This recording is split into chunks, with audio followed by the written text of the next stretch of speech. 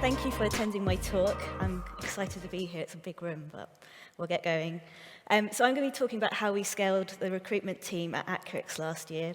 We're a small startup. I'm hoping some of the tips I give will be good for other folks in this kind of world, but also if you're in a big company, hopefully you can take some actions away too. I'm going to give you a bit of context about Actrix and why we needed to scale, and then I'll jump into how we try to do that. So we are a tech startup and we specialize in communication in healthcare and specifically in the UK. So if you're in the UK and you're registered to your general practice, you may have received a text message from your doctors, maybe giving you a referral note, a sick note, or asking you to fill in a questionnaire to update on your condition. And this is all saving them so much time, which they used to have to do by trying to get you on the phone or send you a letter. And these were some of the early products that Actrix was starting out with in 2019 and 2020. And we were starting to get some adoption within primary healthcare. And then the pandemic happened. And as this New York Times piece showed, we really had, GP practices had to change how they went about coordinating with patients to deliver good healthcare. And Actrix, we were a really key player in this. We released video consultations in early March, and this ramped up our adoption from 30% to 98% across England. And last year, we continued to have a really big year. We worked on building a COVID vaccination tool and helped GPs book folks in. 24 million folks booked in to their local GP. And the reason I'm telling you all this is because we're a really small startup. And in the last year or two, we've had to really grow as an organization. And it was my role to help work out how we were going to grow our engineering team. So in this talk, I'm going to give you a bit of context of my start at Actrix and the kind of picture that we were at when we started off hiring. Then I'm going to talk through how we tried to get more candidates to apply to work for us, how we tried to create a scalable, consistent interview format, and then how we set candidates up for success. And then finally, I'll just give you some insight into actually how successful were we. So I started at Actrix in December 2020. So it was kind of mid-pandemic. I was so excited to be joining a mission-orientated company working in healthcare. I hadn't quite realized how much the company had changed that year. And I was really expecting to get up to speed with onboarding. So getting up to speed with like meeting my direct reports, learning the company culture, and generally getting to know the team. So I was a bit of a surprise in my first meetings and my first week with my manager. He had a pretty big project for me, and I'd realized I'd kind of joined a startup and it was all hands on deck. At Actrix, we start out with giving everyone a kind of like a 90-day plan to help them focus. And it was pretty clear to me and mine that hiring was going to be a really big goal for me. He laid out 3 passages through that text, which kind of spelled it out for me. Firstly, he said, help us expand the Actrix engineering team over the next 12 months. We roughly want to hire 20 more folks. Then they kind of acknowledged we haven't really gone without a well-thought-out formal process, and that was something that I needed to own and get us into a good spot. And then finally, in the first 30 days, help us land 1 to 2 offers. And actually, that one got my heart racing. I had no idea what our process was, what our candidate pool looked like, and more importantly, it was December. I thought we would be winding down for Christmas rather than trying to get some more folks into the door. And things started off pretty slowly. I landed, I think I shadowed 1 interview in December. And January also started off quite slowly. We had a few applications, but most folks were a bit too inexperienced for us to support, or they didn't really show why they wanted to come work with us. But on top of this, we started to get a better picture of our plans as a company, and we were constantly reevaluating what teams did we actually need to be building this year. And we started to put a plan together. And we realized actually we needed to bring forward our hiring goals. We needed to land folks by autumn. And we needed to double the number of product teams. So we were currently 4 product teams. We wanted to double to 8. So we roughly worked out we'll have to double the product engineers. Our single DevOps engineer was keen to build a team. He wanted them to support these number of growing product teams. And as an engineering management team, we were just 2 of us, and we had a third person coming, but we knew with all this growth, we were going to have to scale ourselves as well. Overall, we actually worked out from a starting point of roughly 20 as an engineering team, we were going to have to grow to about 50 plus. And to put that into context, we worked out we're going to have to try and land 2 to 3 offers being accepted each month. And this was a really hefty goal for us. So we knew we had to take a change of approach. And at this point, we needed more help. It wasn't enough for us to be putting a job ad out and promoting it on our social networks. We needed to put a lot more effort into attracting our talent. So the first thing we looked at was, how are we going to get candidates to apply? We were a really small engineering management team. Our talent team, otherwise known as like your internal hiring team, had just recently doubled from 1 person to 2, and they were hiring for all of Accurix. So as engineering management team, we knew we were going to have to roll our sleeves up too and get stuck into growing the pipeline. We tried 5 things over the year to help us. The first was that we did reach out to external recruiters. They're experts in this field, they have access to the talent pool that we just didn't have, and we knew that we had some funds to put towards it. We had a really mixed experience with them. A couple of relationships broke down pretty quickly. We were saying no too often, or we were being slow to respond to get the interview scheduled in, because we actually hadn't scaled our our interview team out yet, something that we needed to address. But on our side, we learned we really needed to invest in some of these relationships. It wasn't going to be enough to give a brief. We had to really talk about what our unique selling point as a team was. And that was, for us, our mission about what we're trying to do in healthcare, and also the team and the company culture that we're trying to build. We talked and shared lots of resources about us that the recruiters were then able to go out to the candidate pools. They were able to give us really good insight into the market as well, telling us where we weren't being competitive or where we needed to make sure we improved our process. Over the space of 2021, we had 9 engineers come join us, which was a third of our team. So that was a fairly good use of our time last year. The other thing we tried to do was grow our talent team. So as engineering managers, we were doing a lot of the coordination with recruiters and the scheduling and the feedback. But we knew we needed someone to be a bit more strategic and be an expert in this. So we championed for that role. But we didn't just champion for that role. We also got stuck into hiring for it, partnering up to interview folks. And we knew that would set us off to a good start, because they would be the closest people that we would work together with. And that role we landed in spring, and we were able to start kind of spinning up more as a team. We also went about sourcing candidates. So sourcing candidates is really, really unglamorous work. It's when you go out to the market, to candidates in the job market, not actively looking, but trying to sell yourself as a company. I'm sure many people in this room have received a message in the last few weeks from a company.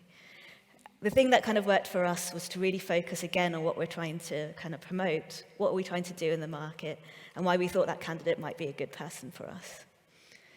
We took time to craft the messages, and we also found that what we'd read online, that as hiring managers, it was better for us to do it than for our talent team, and we did get a slightly higher response.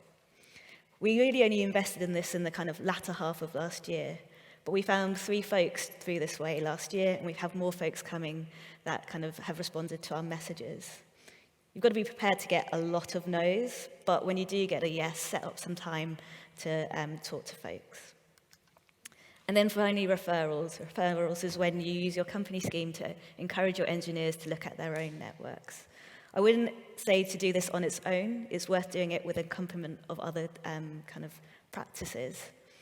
We found that we just needed to kind of champion it at the company meetings, maybe talk to folks over lunch or in a one-to-one. And again, we had 3 more folks join us last year. And then the final thing we tried to do as a team was try to promote us as an engineering team. So we tried to talk more about what we were showcasing and doing. So we already had a company Medium page that we were sharing stories on. But at the early start of 2021, we just had a few posts, and it was mostly from our leadership team. It didn't really give us a great representation of our engineering team. So what we decided as engineering managers, we were going to try and encourage more of the team to do it. And I think we committed to trying to post something every 6 to 8 weeks. But actually that was pretty difficult for us. Half the team were working on like high-profile projects. Spending time on writing blogs wasn't quite their highest priority. So we kind of took it on ourselves. My colleague, Callum, at the time, he interviewed the team working on the vaccine appointment solution, and he got all their different perspectives and put it together and wrote the post. We also wrote about how we do career development and ran an away day, all trying to give different parts of our culture, and we got a couple of posts from the team. Our whole aim around this was that if someone did come across our job boards or found out about us, they would have a whole load of resources and tools to find out more about us and hopefully be more engaged. The other benefit that we had was that when people did interview with us, they had more of a picture of what we do, which was really important because we're a relatively unknown company outside of healthcare. Now, we haven't got a good cadence of this, but we're constantly trying to be better at it, and that's partly why I'm here today. And we often try to pair up with other companies on kind of talking on their podcasts. So how did this actually work for us? So of all the folks that accepted a role, this is how they found us. It's fairly mixed spread, but each one was super important for us to go after, given how small we are. So I've talked a lot about how we try to grow our pipeline. The next was we needed to work out how we created a repeatable interview process. I'd been told we hadn't got a formal process, but I wanted to see actually what did we have, how good was it, and what did we need to ramp it up. So this was our starting point. I shadowed many of these. So someone applied to us, and then our talent team would do a call with them. They would just check, are you, make sure things are aligned. That was something that everyone went through. Then our CTO, he did the hiring manager call. That was the thing that he was most keen to hand over to me and the team so that he could stop being a blocker on getting some of these scheduled in. I shadowed a few of them, and he had a set of questions, but that kind of digging in and getting more detail and what we're trying to look for, we hadn't written down. So that was something I wanted to kind of get changed so that we could scale it out. Our take-home exercise was on a third-party platform, a couple of random exercises, which in all honesty didn't really give a picture of Accurix and didn't give us a picture of actually how experienced the candidate was. So we wanted to take a look at that. We had a tech interview. It was only for back-end folks. Our poor front-end folks previously were having to go through it. It was okay for the back-end folks, but we knew that we needed to, again, put a bit more structure on it. We didn't have a front-end interview process. We didn't have a DevOps process. And then finally, we did have a company values interview, which did have a lot of structure to it and was scaled out. And that gave me a really nice starting point, because I knew that if we have that here, then we can know that we can go and apply it to everywhere else.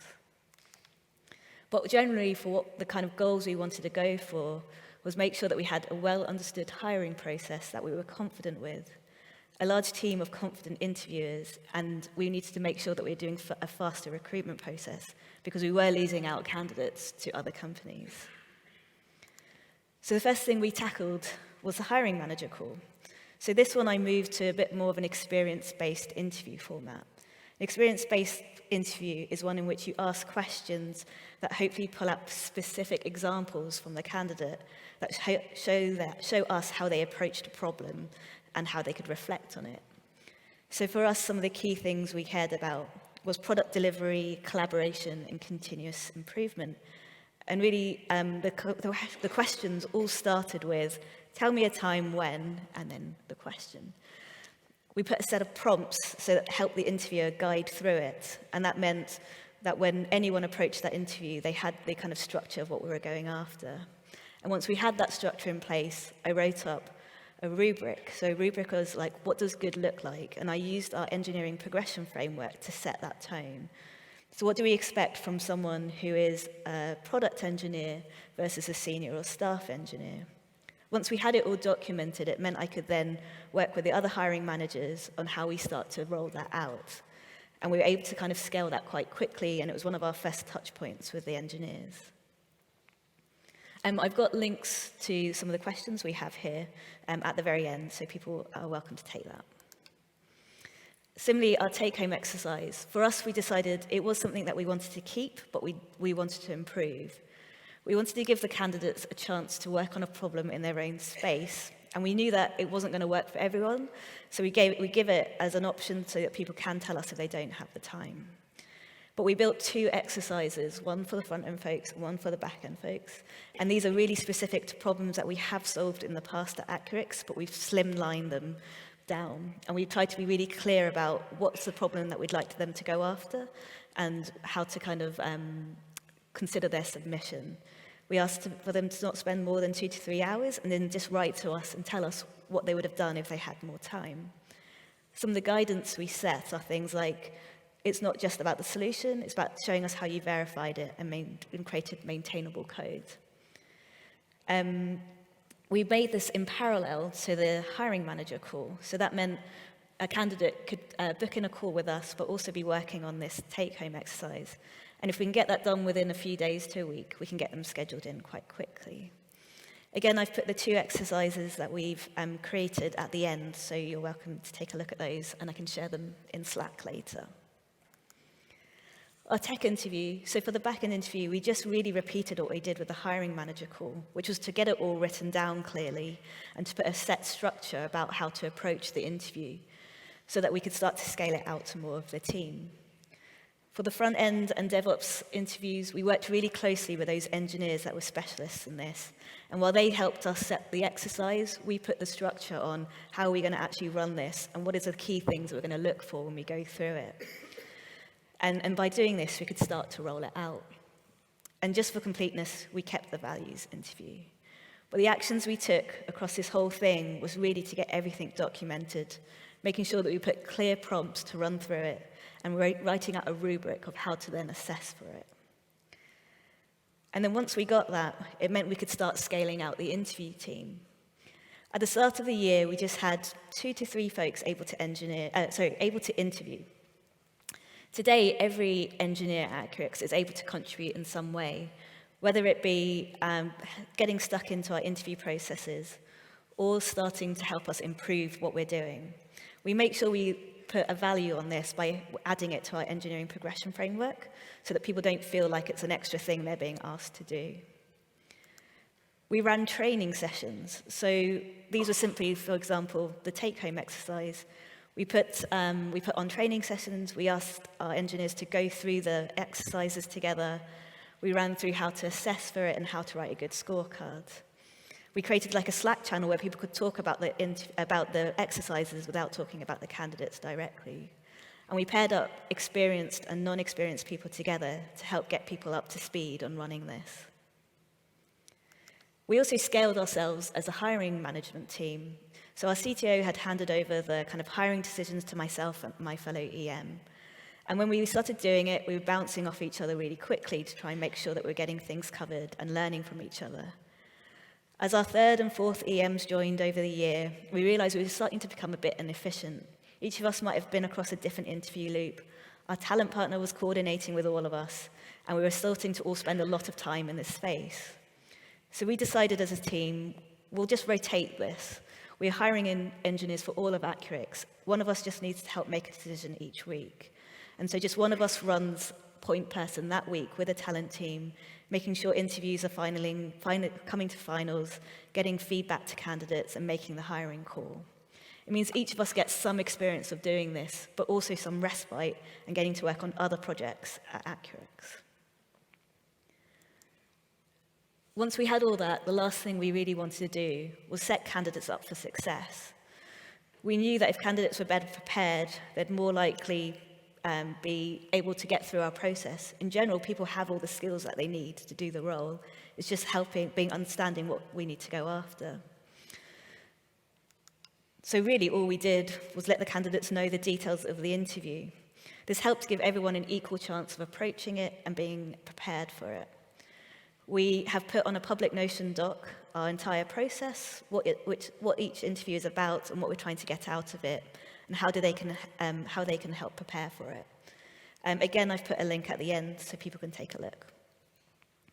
And what I found that happened through this is that our experience-based interview, people actually started to give us better quality answers because we'd just given them the format of what we're going to run with, and they had time to think about their examples before coming into interview. Other things we try to do to help candidates is that we just put our salaries on our job descriptions. That means that people can opt in or opt out early, and we're not wasting folks' time if we don't have what they need. So how successful were we? Well, we needed to try and find 30 plus folks by the autumn. And we kind of got there, but not by the autumn. So at the start of 2021, our team of engineering was 20. And by the end, we got to about 48-ish. But it took us the entire year. We didn't quite get that autumn deadline. But we're continuing to find that we're hiring this year too. Some reflections from everything I learned last year is that hiring is a continuous effort at scale. We're still changing our processes. I don't think they're perfect by any means, and I would be really appreciative to hear people's comments afterwards to help us improve. I realize that we need to both be doing short-term bets as well as long-term bets. And as a hiring manager, you have to get help. You can't do it alone.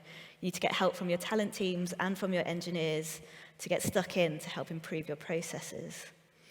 So some of the key things I can give you as you head into lunch is you need to work on drawing candidates in to apply, particularly if you're a company like us that isn't so well known.